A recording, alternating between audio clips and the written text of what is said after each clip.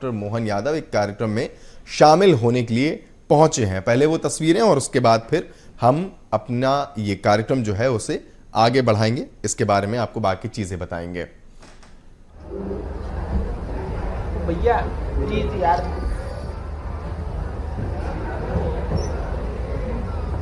मेरी आवाज आ रही है सभी को? आ रही है।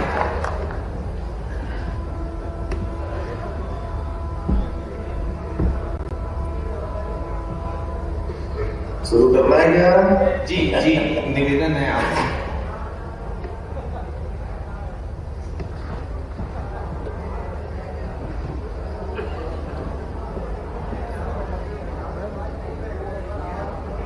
महाकौशल विज्ञान मेला आरोग्य एक्सपो में मैं अपनी ओर से आपका प्रदेश सरकार की ओर से सभी भाइयों बहनों का सभी मित्रों का स्वागत करता हूं।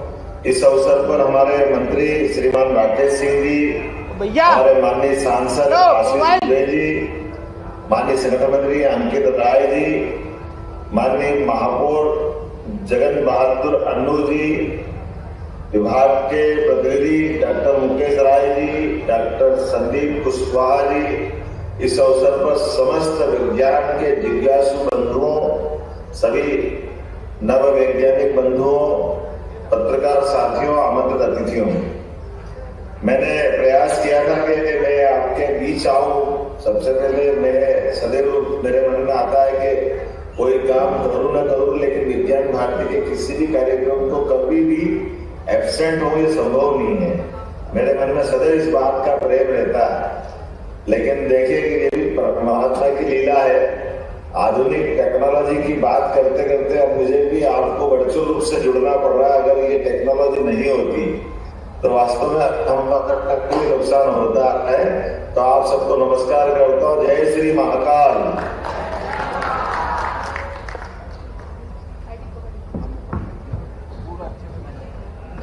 मैं अपनी बात बहुत लंबी नहीं करूंगा, लेकिन ये बात सही कि 15 से 18 तक होने वाले इस विज्ञान मेले में विद्यार्थियों, वैज्ञानिकों, सभी आम जनता के बीच विज्ञान और स्वास्थ्य से जुड़े विभिन्न प्रदर्शनी, कार्यशालाओं, सेमिनार के माध्यम से हमने आज ये जो आयोजन किया है, खासकर इसरो, DRDO, ICMR, ICAR, माननीय शैक्षणिक संस्थान और अनुसंधान केंद्र के वैज्ञानिक और विज्ञान से रुचि रखने वाले सभी साथियों के माध्यम से एक तरह से ये हमारा लघु कुंभ मेला हुआ है। मैं आप सबका स्वागत करता हूँ, अभिनंदन करता हूँ। आधुनिक युग में, खासकर आज के समय में, विज्ञान ग्लोबल भारत का अपना अगर स्थान करें तो विज्ञान का लीडर बन रहा है भारत, यशस्वी प्रधानमंत्री के नेतृत्व में। और खासकर किसी भी देश और प्रदेश के विकास के लिए शोध अत्यंत आवश्यक है। ये देश का दुर्भाग्य रहा है कि आजादी के बाद भी देश में शोध पर खर्च करने के लिए परंपरा कमी रही, लेकिन यशस्वी प्रधानमंत्री के नेतृत्व में इस मामले में हम और आगे बढ़े। एक बार जोरदार अभिनंदन माननीय प्रधानमंत्री श्रीमान नरेंद्र मोदी जी का करें, जिनका नाम लेते हमको इस हार का आनंद आ जाता है। यद्यपि हम सब जानते हैं पूर्व प्रधानमंत्री स्वर्गीय लाल बहादुर शास्त्री जी के समय जय जवान जय किसान का नारा दिया था, और वो दौर ऐसा था जब हमारे लिए गेहूं के उत्पादन को लेकर के वो भी हम अमेरिका पर निर्भर थे। लेकिन स्वर्गीय भारत रत्न अटल बिहारी वाजपेयी जी को स्मरण करना चाहूंगा, जिनके समय उन्होंने इस नारे में संशोधन करते हुए जय किसान जय जवान के साथ जय विज्ञान का नारा दिया था। हम सब उस दौर को भी याद करें जब हम पुनः परमाणु संपन्न होकर के दुनिया के तमाम राष्ट्रों के बीच में एक अपनी अलग से पहचान बना रखने में हम समर्थ हुए।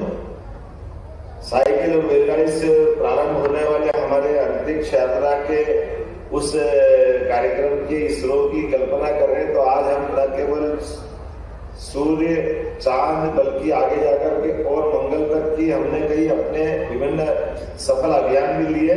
लेकिन वैज्ञानिकों के लिए मन कितना बड़ा हो सकता है, माननीय मोदी जी से सीखना चाहिए। क्योंकि रिसर्च जब करते हैं तो सदैव सफलता ही नहीं मिलती, इसमें असफलता भी मिलती। लेकिन असफलता में अगर लीडर हमारे साथ खड़ा हो तो वो अलग ही प्रकार का हो जाता है। मुझे प्रसन्नता कि एक दौर ऐसा भी आया था जब पूरा देश अलग प्रकार की निगाह से देख रहा था और कोई कारण से हमारे वैज्ञानिकों को असफलता मिली, तो मैं मान के चलता हूँ उस दौर में कोई कल्पना नहीं कर सकता था, लेकिन माननीय मोदी जी आप लोगों में आए और आपने हौसला बढ़ा करके हमारे इस रिसर्च वाले मार्ग को प्रशस्त किया है। हम सब इसी प्रकार के कामों की आवश्यकता भी महसूस करते हैं। आज के इस दौर में जब भारत ने स्वदेशी सैटेलाइट और प्रौद्योगिकी विकास में भी अपनी एक अलग उल्लेखनीय उपलब्धि दी है। 2014 के बाद इसरो ने विभिन्न प्रकार के सैटेलाइट लॉन्च किए हैं, जिससे हमारे नेविगेशन और मौसम और अन्य प्रकार की क्षमताओं में उल्लेखनीय उपलब्धि हुई है। आज जब संपूर्ण जगत में तेजी से ज्ञान विज्ञान और अर्थव्यवस्था में बदलाव आ रहा है, ऐसे में विज्ञान टेक्नोलॉजी के समय में खासकर फार्मिंग से लेकर फाइनेंस तक और मैन्युफैक्चरिंग से लेकर के मेडिसिन तक, एजुकेशन से लेकर कम्युनिकेशन तक हर क्षेत्र में तेजी से बदलाव आ रहा है। हमारी अपनी सरकार भी इस दिशा में काफी तेजी से काम कर रही है। विभिन्न प्रकार के स्टार्टअप का माहौल बना हुआ है। ऐसे समय में गुड गवर्नेंस को लेकर भी बहुत सारे प्रयोग हुए हैं। मध्य प्रदेश खासकर अगर मैं उल्लेख करना चाहूंगा कि डिजिटल नवाचार में इंफॉर्मेशन एक्सचेंज की सहायता से एक अलग प्रकार से दिखाई दे रहा है। अभी हमने अपने मध्य प्रदेश के अंदर खास करके किसानों को लिए और पंजीयन दस्तावेज पंजीयन को लेकर के हमारे अपने पूरे देश के अंदर हमारी साइबर तहसील का प्रयोग भी हमने सबसे पहले किया है, जिसके माध्यम से किसानों के खसरे, किसानों का बटांकन, नामांकन का काम भी साइबर प्रकार से करते हुए हम इसमें बहुत आगे बढ़े हैं। जबलपुर में साइंस सेंटर 17 करोड़ 50 लाख की लागत से स्थापित किया जा रहा है। इसी प्रकार से 230 करोड़ की लागत से एक साइंस सिटी का निर्माण उज्जैन में कर रहे हैं, जो विज्ञान और प्रौद्योगिकी के साथ साथ IIT के माध्यम से हमने सैटेलाइट अकाउंट की भी कल्पना की है। मैं मान के चलता हूँ आने वाले समय में 2013 में जो हमने मध्य प्रदेश में पहला तारामंडल लिया अत्याधुनिक टेक्नोलॉजी के माध्यम से, अब ये जो 3D तकनीक से 4K तकनीक के माध्यम से अपग्रेड किया गया, जो 2024 से अभी तक 400 से ज्यादा शो हो चुके हैं। और मुझे इस बात का गर्व है कि ये अत्याधुनिक टेक्नोलॉजी का हमारा प्लेनेटोरियम है। आज की स्थिति में मध्य प्रदेश शासन विज्ञान और प्रौद्योगिकी के माध्यम से मध्य प्रदेश में कंप्यूटर इमरजेंसी रिस्पांस टीम का हम गठन कर रहे हैं। साइबर सुरक्षा को प्रभावी बनाने के लिए सभी 54 विभागों में 105 से अधिक मुख्य सूचना सुरक्षा अधिकारियों का हमने पंजीकरण किया है। स्पेस टेक्नोलॉजी, सैटेलाइट इमेजरी, भौगोलिक सूचना, GIS और ड्रोन का विभिन्न प्रकार का उपयोग करते हुए हमने अपने नल जल से लगा करके संपत्ति रजिस्ट्रेशन प्रक्रिया तक इसमें हम अपने शासन के अनुरूप के माध्यम से काम कर रहे हैं। आज के इस दौर में IT और सर्विस सेक्टर में मध्य प्रदेश एक नए हब के रूप में निकल के आ रहा है। बोलने के लिए तो मेरे पास बहुत सारी बात है, लेकिन प्रत्यक्ष आपसे मिलकर के आज आनंद ही कुछ और होता है। लेकिन समय के साथ मुझे लगा कि थोड़ी कमी पड़ रही है, फिर भी हम कोशिश करेंगे आने वाले समय में हमने अपने सरकार के गठन के साथ ही नव वैज्ञानिकों के सम्मेलन करने का संवादात्मक और प्रदेश स्तर पर भी प्रयास किया है। इतना ही नहीं, हमारे यहाँ नई ऑब्जर्वेटरी जो बंगला में स्थापित कर रहे हैं, आप सबकी मदद से आने वाले समय में शुद्ध समय की गणना जो भारत के लिए नहीं एशिया के लिए गौरव की बात है। जो 300 साल पहले तक ये हमारा गौरवशाली पक्ष था, जो काल के प्रवाह में फ्रांस की राजधानी पेरिस 50 साल तक वहां से समय की गणना होती रही और अभी ग्रीनविच से हो रही है। लेकिन पिछले ही कुछ माह पूर्व हमने यशस्वी प्रधानमंत्री के माध्यम से वैदिक घड़ी की एक IIT के रिसर्च स्कॉलर ने एक नया एक लॉन्च किया। उसके बलबूते पर हमने अपने उज्जैन की महत्ता को स्थापित करते हुए वैदिक घड़ी को लॉन्च किया था और आने वाले समय में सर्वाधिक शुद्ध समय की दृष्टि से इस पर भी हम काम करते हुए भविष्य में और भी बहुत सारे टास्क ले रहे हैं। उम्मीद करता हूँ कि आज का ये जो आयोजन आपका जो मेला है, मेला अपने उद्देश्यों की पूर्ति करते हुए विज्ञान एंड टेक्नोलॉजी के इस युग में अपनी सार्थकता सिद्ध कर रहा होगा। जबलपुर की धरती तो वैसे भी हमारे नवाचारों के लिए जानी जाती है। रानी दुर्गावती के इस पवित्र स्थान पर मां नर्मदा की गोद में ये पूरा आयोजन बहुत आनंद से हुआ होगा, ऐसी मैं कामना कर रहा हूँ। और मैं एक तरह से आपकी इस पड़ाव पर जब मैं समापन के बीच आपके बीच वर्चुअल रूप से मौजूद हूं, आने वाले समय में मैं आपको आश्वस्त करता हूं निश्चित रूप से और अच्छा आयोजन हम करेंगे, दूसरी बार हम सब मिलेंगे। इस उम्मीद के साथ पुनः मैं आप सबका स्वागत करता हूं, अभिनंदन करता हूं, नमस्कार करता हूं।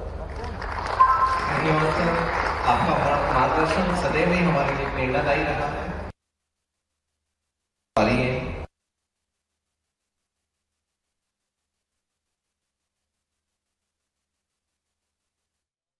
2024 ये कार्यक्रम जबलपुर में चल रहा है और आरोग्य एक्सपो 2024 का समापन सत्र भी था और इसी में CM doctor Mohan Yadav video conferencing के माध्यम से जुड़े।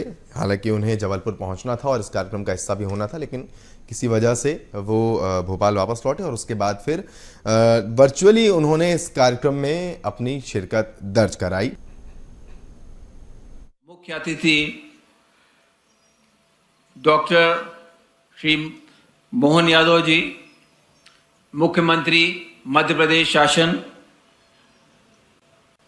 आपका association of Asia Pacific university के तत्वाधान में आज स्वागत है, अभिनंदन है, वंदन है।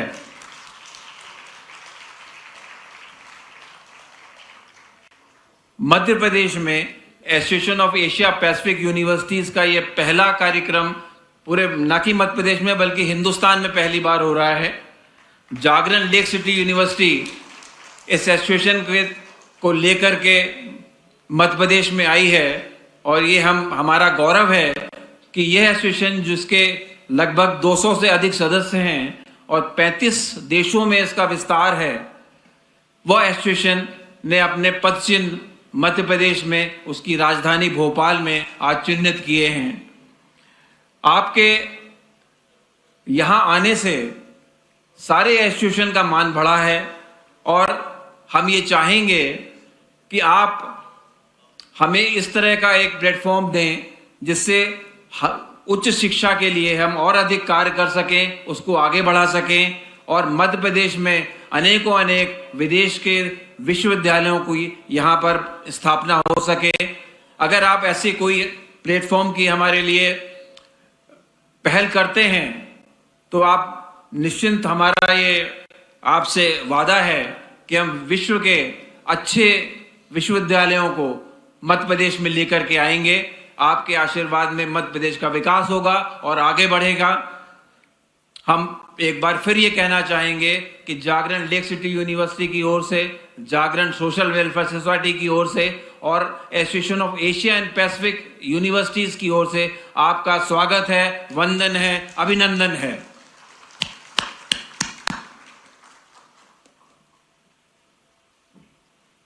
Thank you very much, sir. It is my honor to invite someone whose vision and dedication have made a profound impact on our state. A leader who has tirelessly worked towards progress, innovation, and inclusive development. We are privileged to have with us the Honorable Chief Minister of Madhya Pradesh, Dr. Mohan Yadav. Dr. Yadav graduated from Vikram University with a Bachelor of Science degree. He further pursued his academic interests and completed LLB, Master of Arts, Master of Business Administration, and Doctor of Philosophy degrees from the same university. He has been awarded by the President of India in 2011 and 12 and 2012 and 13 for promoting tourism in the state. Before taking the oath as the 19th Chief Minister of the state, Dr. Yadav played a crucial role as the Higher Education Minister in the cabinet led by Shri Shivraj Singh Chauhan ji. His efforts to elevate the glory of Madhya Pradesh at not only national but also international level have been commendable. His responsibilities in the education sector underscore his commitment to enhancing the quality of higher education in Madhya Pradesh, a dedication he undoubtedly carries forward in his current role as Chief Minister, shaping the future of Madhya Pradesh. I would like to request Honorable Chief Minister, sir, to please address the gathering.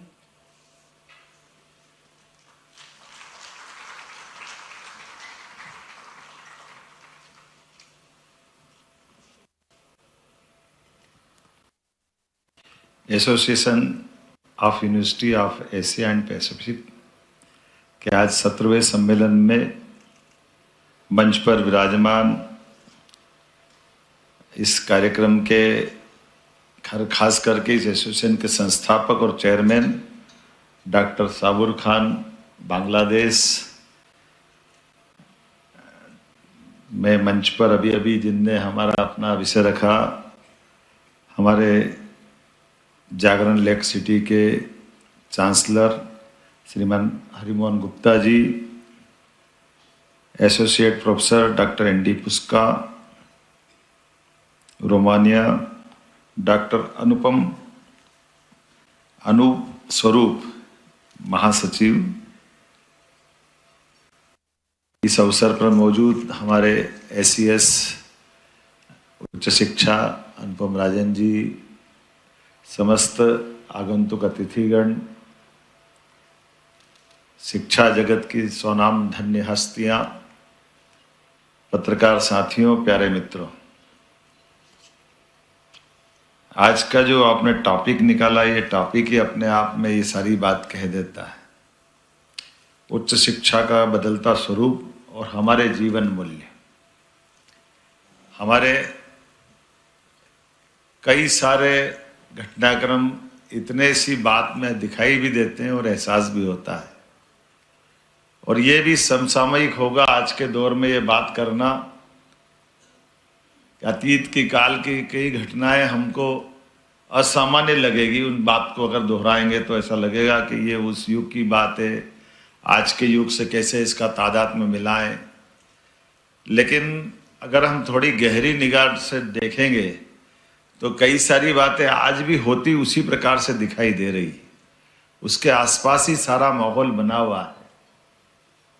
हम सब अतीत के काल में भारत के गौरवशाली पक्ष की तरफ जाएंगे, हिस्ट्री अगर पकड़ेंगे तो ध्यान में आएगा कि हमारे अपने अतीत में हिंदुस्तान के परिप्रेक्ष्य में बात करूँगा तो मैं बांग्लादेश को भी अपने ही करीब पाता हूँ।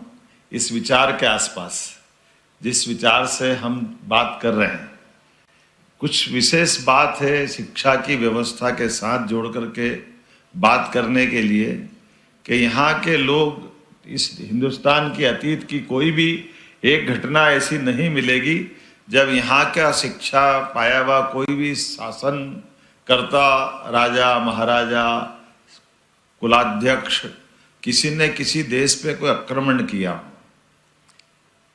लेकिन ये बात भी सही कि 1000 साल से 2000 साल तक, 2000 से लेके और कई साल तक यहाँ आकर के दुनिया के लोगों ने शिक्षा ग्रहण की, इसके उदाहरण मिलेंगे। इसके उदाहरण तक्षशिला, नालंदा, ऐसे कई और विश्वविद्यालयों में मिलेंगे।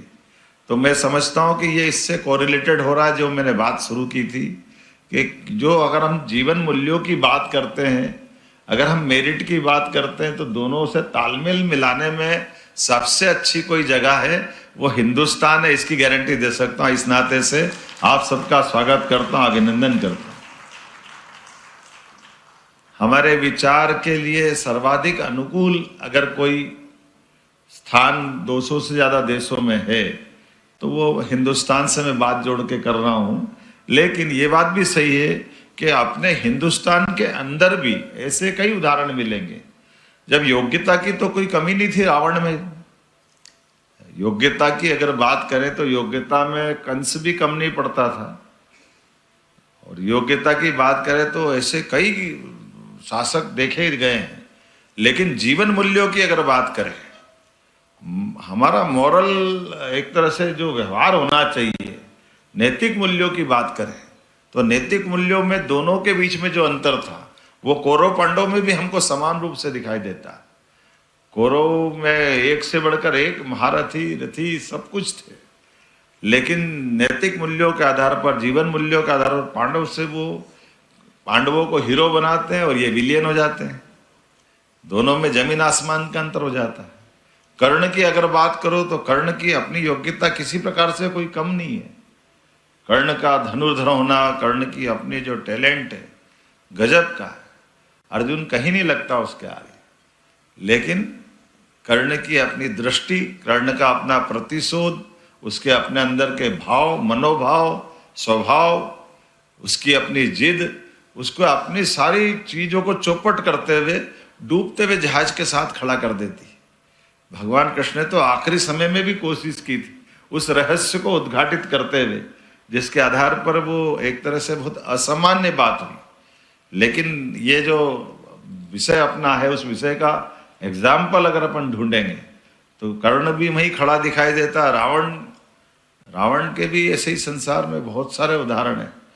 कोई ऐसा कैसा कोई राजा हो सकता है जिस राजा के बलबूते पर उसका अपना स्वयं का तो ठीक है, अपना स्वयं का महल बना ले सोने का, वहां तक भी ठीक है, लेकिन पूरी लंका सोने की कर दे। अर्थात प्रत्येक व्यक्ति का मकान मेरे मकान जैसा होना चाहिए। अगर अपन कल्पना करें, दोनों की तुलना करें कि रावण के जीवन में क्या उसको कमी थी, जो ग्रह नक्षत्रों को पकड़ के शनि को बांध के पटक ले, कितने उदाहरण भरे पड़े हैं रावण के लिए। लेकिन जिस बात की कमी थी वो हम सबके सामने है, जिसके लिए इस तीनों लोक में त्राहिमाम मचता हो, वो वनखंडी भगवान श्री राम जमीन पे खड़े होकर के नैतिक मूल्यों के बलबूते पर जंगल के जानवरों के साथ, वनवासी आदिवासियों के साथ वो पराक्रम रचते। वो पराक्रम दोनों के बीच से अगर हटा के देखें तो केवल वो मेरिट का और हमारी अपनी उच्च नैतिक मूल्यों की यही लड़ाई थी। इस लड़ाई ने सबका सार दिया। और अभी भी हम देख रहे हैं, अपन रूस यूक्रेन युद्ध देख लो, आज के परिदृश्य में देखें, इजराइल का अपना संघर्ष देख लो।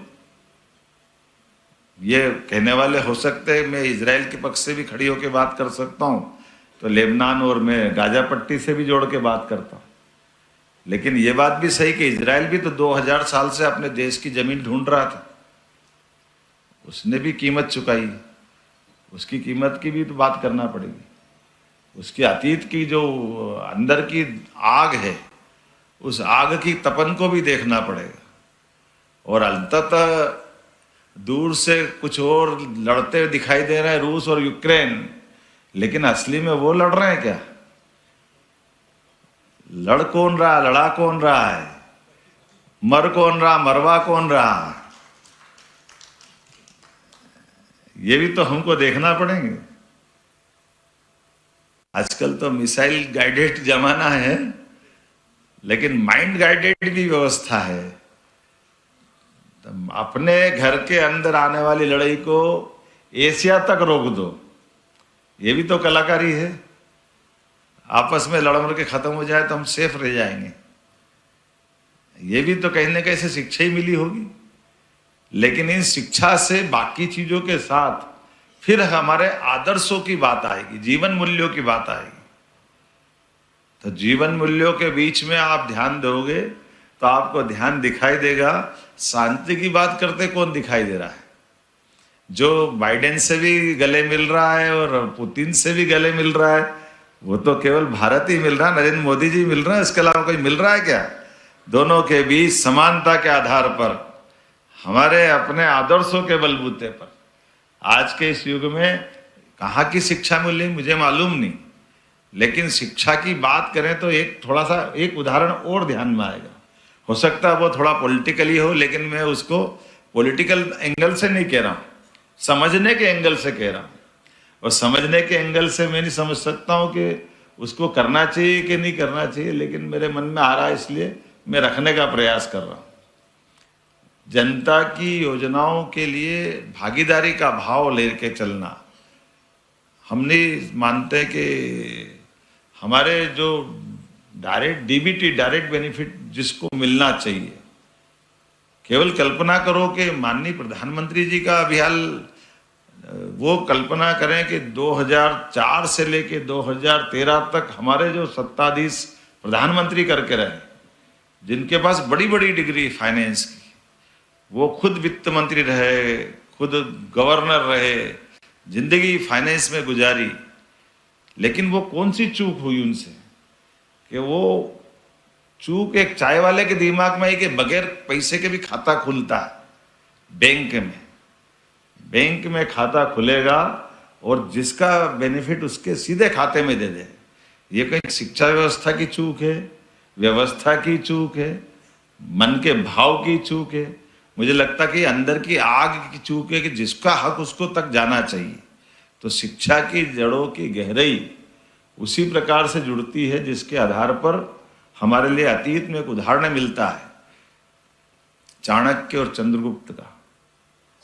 चाणक्य चंद्रगुप्त के महामंत्री है, चंद्रगुप्त शासक है, लेकिन ऐसा कोई विद्वान जो शासन की व्यवस्था के अलावा बात करने उनसे मिलने जाता है, और जैसे मिलने जाता तो रात के समय हमारी पद्धति वैसी थी, जब दीप जला करके कोई बात कर रहा है तो मिलकर आए, उन्होंने कहा मेरे को आपसे मिलना है, आइए आपका स्वागत है, क्या बात करना है, मेरे को आपसे थोड़ी दूसरी बात करना है, शासन की कोई बात नहीं करना है। उन्होंने कहा कोई बात नहीं करना।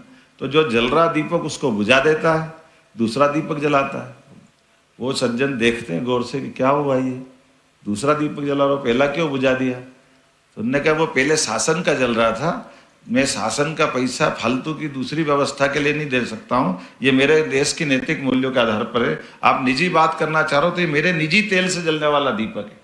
ये जो अंदर की आग है ये हमारे लिए अपने देश की उस गहराई की तरफ बताने के लिए पर्याप्त है।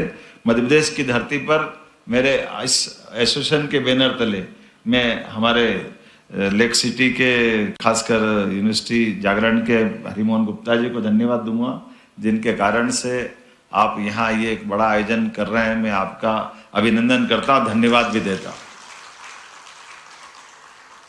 और बांग्लादेश से तो हमारा वैसे ही संबंध अलग ही प्रकार का, हमारी गंगा बिना बांग्लादेश के वो जाती नहीं गंगा सागर तक, आपके माध्यम से ही जाती है। हमारे लिए वहाँ हुगली क्या कहते हैं, हमें मुझे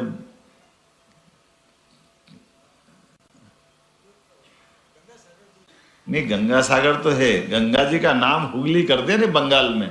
आपके यहाँ क्या बोलते हैं चांसलर साहब हैं? अच्छा, हर नाम बदल दिया, आत्मा तो वही है, शरीर भी वही, पानी भी वही है।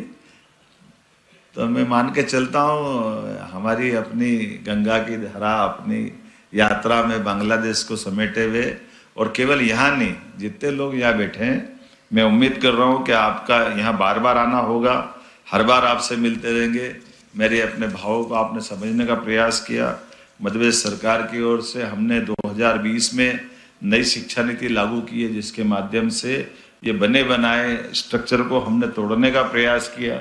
हमने कोशिश की देश के अंदर, यशस्वी प्रधानमंत्री ने, जैसे ज्ञान की कोई सीमा नहीं, इसी प्रकार से ये जो सीमाएं बनी हुई थी BA BCom BSc की डिग्री की, इसमें जिसमें जो जिसको पढ़ना वो पढ़े, इसलिए हमने उसको भी समाप्त किया और उम्र भी समाप्त की।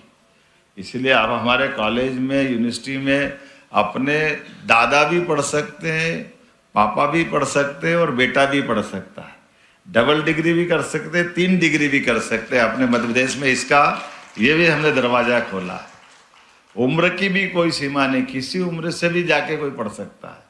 बैंक में जैसे जमा करने के बाद क्रेडिट मिलता है, हमारी डिग्री में भी क्रेडिट देने की गुंजाइश है कि आपने 2 सब्जेक्ट यहाँ से पढ़ लिए, इसके बाद और किसी कॉलेज में जाकर के पढ़ना है और किसी विश्वविद्यालय में जाके पढ़ना है, तो बाकी बचा हुआ हिसाब वहाँ से भी जोड़ सकते हो, डिग्री आपको पूरी मिल जाएगी। ये एक एक दिन आपने कोई भी शिक्षा के पावन मंदिर में अर्थात कॉलेज में गुजारा तो उसका हिसाब रखते हुए ये बार बार आपको इस तरह की व्यवस्थाओं में से न गुजरना पड़े, ऐसे कई दायरे खोले। मुझे नहीं मालूम कि अभी कहीं है, ये है तो हमने लागू कर दिया, ये मान लो हमारे दरवाजे बंद थे, हमने ताला खोलने का प्रयास किया। मेरी अपनी ओर से पुनः आप सबका स्वागत है, वंदन है, अभिनंदन है, बहुत बहुत धन्यवाद।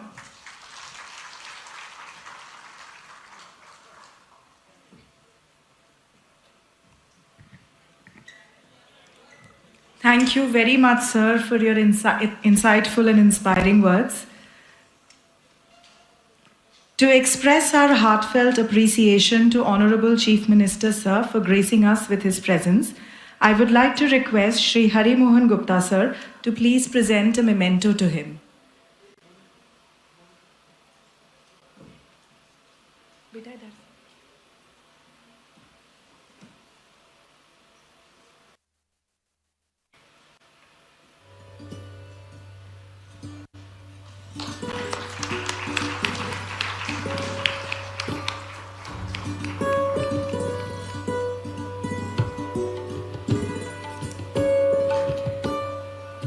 Thank you very much, sirs. I would now like to invite Dr. Anup Swarup, Secretary General AUAP, to please deliver the vote of thanks. आदरणीय डॉक्टर मोहन यादव जी, मुझे तो बहुत ज़्यादा हर्ष है क्योंकि मैं उनके साथ एक हायर एज एनईपी को जो हम लोग लागू कर रहे थे मध्य प्रदेश में, तो आप जब शिक्षा मंत्री थे तो मैं उसका सदस्य था, तो लेकिन मैं पहुंच गया मेलबर्न। पहले मैं कुलपति रह चुका हूं भारत में और जागरण में संस्थापक कुलपति भी रह चुका हूं। तो जब मैं वहां पहुंचा तो मुझे बड़ा अच्छा लगा। आपने जिस उसका मतलब आपको मैं कैसे वर्णन करूं, इतना आपने रुचि ली और भारत में मध्य प्रदेश सरकार जो थी वो सर्वप्रथम जिसने नेशनल एजुकेशन पॉलिसी को लागू किया, तो आपको बहुत धन्यवाद उसका। और साथ ही साथ आपने अभी जो व्याख्या की पुरातन भारत की, मानव मूल्यों की, आप जानते हैं अहम परमो ब्रह्मा, ये विश्व को सीख जो दी है भारत ने कि there is God within you, you can achieve outstanding excellence from your own self, ये भारत से आया है। तो आपको बहुत बहुत धन्यवाद, आप हम लोगों के बीच में आए। और मैं एक छोटी सी बात और कहूँगा, मैं उनके साथ एक और चीज़ बहुत शेयर करता हूँ, विक्रम विश्वविद्यालय माधव साइंस कॉलेज, जो कि उन्होंने अभी पहचान लिया मुझे, तो हम लोग साथ में थे, मतलब उसी विश्वविद्यालय से निकले हैं और शुरुआत वहीं से। सो आपको बहुत बहुत धन्यवाद। भारत में पहली बार AUAP का यहाँ आयोजन हुआ, मध्य प्रदेश सरकार का आदरणीय डॉक्टर मोहन यादव जी का मैं बहुत बहुत धन्यवाद देना चाहूँगा। और आपको मुझे विश्वास है कि भारत ने जो पहल ली है, पहली बार हुआ है AUAP का आयोजन। 30 वर्ष हो गए AUAP को, यूनेस्को ने सेटअप किया था 1995। 30 साल के बाद पहली बार भारत में आए हैं आपके तत्वाधान में। सो बहुत बहुत शुक्रिया, बहुत धन्यवाद। जय हिंद, जय Bharat. Thank you.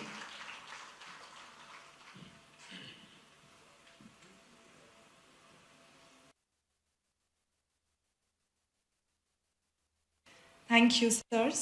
Before we move ahead with our sessions, I would like to invite all of you to please proceed for a short coffee break. तो राजधानी भोपाल से सीधी तस्वीरें आप देख रहे थे, जहां पर एक विशेष कार्यक्रम आयोजित किया गया था और उद्घाटन सत्र चल रहा था, जिसमें मुख्यमंत्री डॉक्टर मोहन यादव ने इस पूरे कार्यक्रम को संबोधित किया।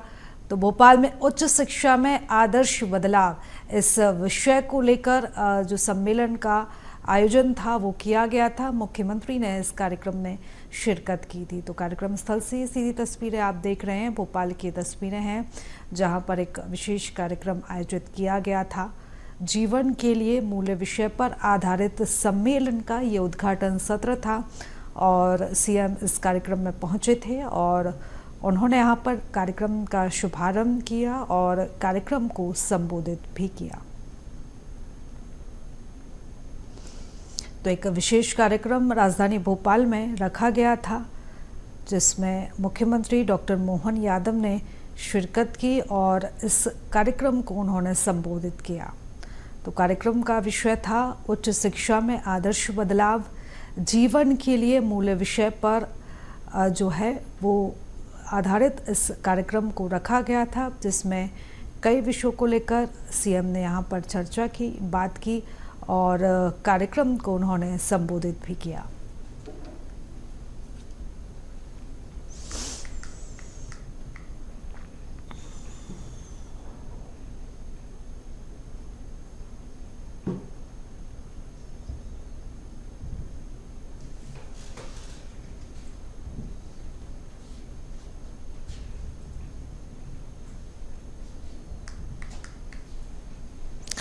ये तस्वीरें हैं जब मुख्यमंत्री इस कार्यक्रम में पहुंचे थे और उन्होंने कार्यक्रम का शुभारंभ किया था। कार्यक्रम शुरू होने से पहले की तस्वीरें हैं जब मुख्यमंत्री डॉक्टर मोहन यादव इस कार्यक्रम में पहुंचे थे। दीप प्रज्वलन के साथ उन्होंने कार्यक्रम की शुरुआत की थी। तो एक खास कार्यक्रम जो कि आज राजधानी भोपाल में रखा गया था, जिसका समापन हो चुका है। मुख्यमंत्री डॉक्टर मोहन यादव ने इस कार्यक्रम को संबोधित किया था।